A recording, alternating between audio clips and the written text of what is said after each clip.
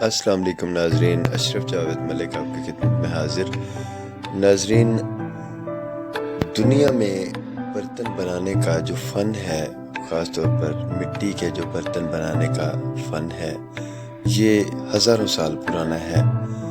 انسان نے جیسے ہی شعور کی دنیا میں قدم رکھا، اسے اپنے کھانے پینے کے سامان کو رکھنے اور کھانے پینے کے لیے برتنوں کی ضرورت پڑی، تو اس نے چاک ایجاد کیا، اور چاک مٹی کے برتنوں کی تخلیق کا ایک خوبصورت وسیلہ ثابت ہوا، اور انسان آج سے 5000 سال پہلے اس قابل ہوا کہ وہ مٹی کے برتن بنانے لگا۔